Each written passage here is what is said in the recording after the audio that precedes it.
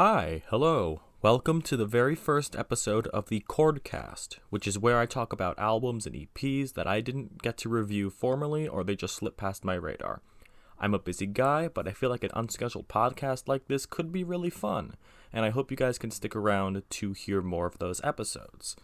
Before I get into the albums though, let me mention my newest reviews real quick. We have two comeback albums in the form of Isaiah Rashad's The House is Burning and Logic's Bobby Tarantino 3. Pop phenom Billie Eilish recently dropped her highly anticipated second album, Happier Than Ever. K-pop group Twice dropped their new mini album, Perfect World. And to top it off, super producer Jack Antonoff returns to his solo music under the Bleachers alias with his third album, Take the Sadness Out of Saturday Night. All of these reviews and many more can be found in the link in the description. Since that's done, let's get right into these new projects. There are 11 of these for our first time together, so why not waste a little more time and get into the first album. First on the list is Animal from Lump. If you don't know, Lump is a duo consisting of award-winning producer Mike Lindsay and acclaimed singer-songwriter Laura Marling, who popped onto my radar with last year's Song for Our Daughter. Animal is their second release together, and it's much more focused than their first album.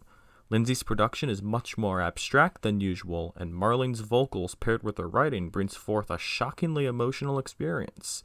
I personally think it's more of a slow burner album. It'll take some time to click if you let it, but once it does, these songs will crawl into your skin and will most definitely be caught in your head. Next up is Hobo Johnson with Hobo Johnson Alienates His Fanbase. When his 2019 album The Fall of Hobo Johnson released, it divided a good chunk of his fanbase. Personally, I'm more on the negative side, but the album that came out this past June, The Revenge of Hobo Johnson, the fans that were still sticking by him were left with a watered-down version of his genuinely unique sound. After this, there were two directions he could have gone. Wait a little while to reevaluate where his career is going, then come back and get that fan base, or just retire altogether. He did neither. On Alienates His Fan Base, I've never heard a man or an artist just give up so quickly. The title of this album rings true. He's digging his grave deeper than he did before, and that's terrifying. I see very little hope left in his professional career, or what was a professional career. I'm not sure if he was even signed to a label on this one or not. This is definitely tied with that Justin Bieber gospel EP for the worst this year has to offer. Next, we have the new Skepta EP, All In. Skepta is a London rapper, songwriter, and producer who's essentially the Drake of the UK.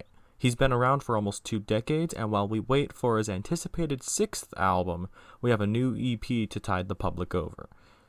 On All In, he takes a shot at Latin music with J Balvin, makes a club track with Kid Cudi and Nigerian artist Teezy, and even includes a tribute to the late Pop Smoke.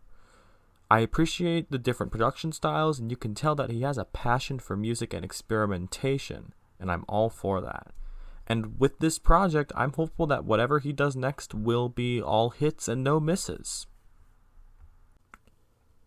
Now it's time for Razor's Edge from Rome Streetz and Futurewave. New York rapper Rome Streetz reteams with producer Futurewave for his third album of 2021. While I do prefer his album with DJ Muggs, Death and the Magician, Razor's Edge is still worth checking out. Streetz sounds as cold-blooded as ever, and Futurewave's beats are stunning across the board. If you put this over Death and the Magician, I don't blame you, but this is still pretty fantastic. And this and Death and the Magician are pretty good contenders for Album of the Year as well. Next is Yola's Stand For Myself. Yola is a British singer and songwriter with a bit of a country pop flair. This album is produced by Dan Auerbach from the Black Keys, and if I'm being honest, the country twang in her voice did turn me away just a little bit, but outside of that, the writing is good, the production is good, it just didn't stand out that much to me. I do think Yola has the range to be a huge star, and Stand For Myself shows that potential. I think you should give this album a shot. Next is Homeboy Sandman's new EP, Angelitu. Homeboy Sandman is a Queens rapper signed to Mellow Music Group.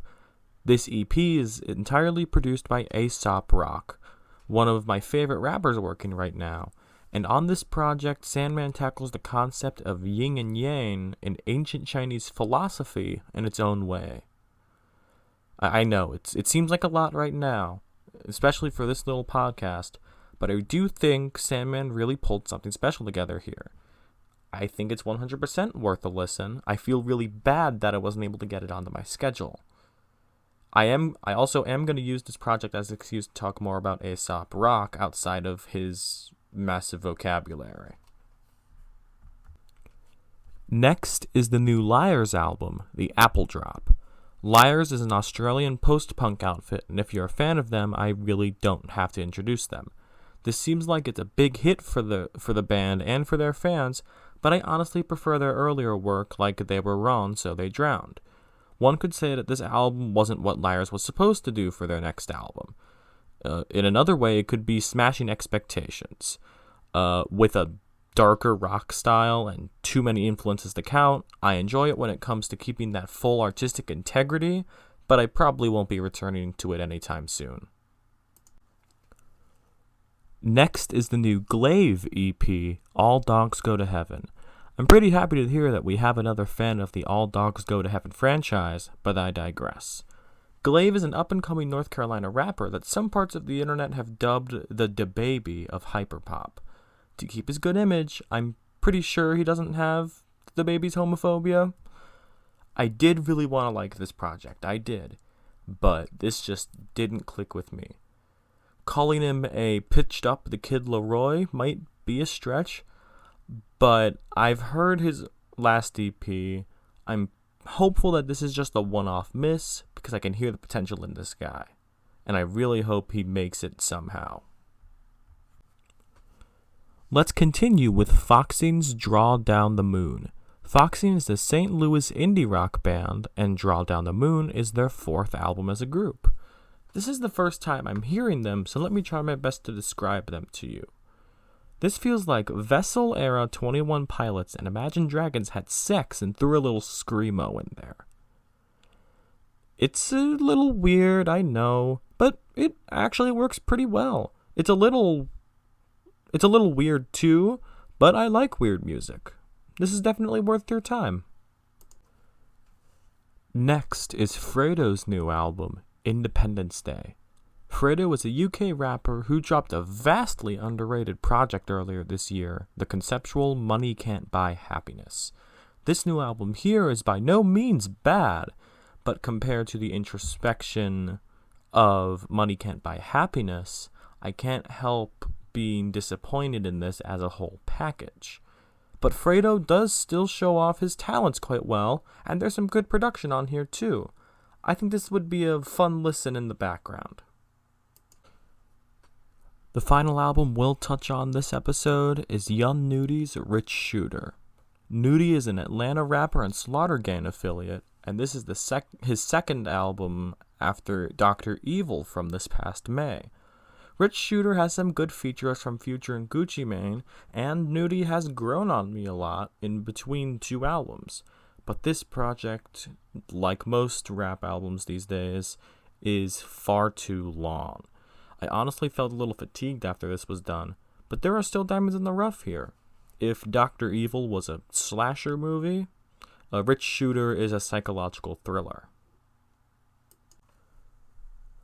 And that is going to do it for the first episode of the Cordcast. I hope you enjoyed it, and if you did, tell your friends.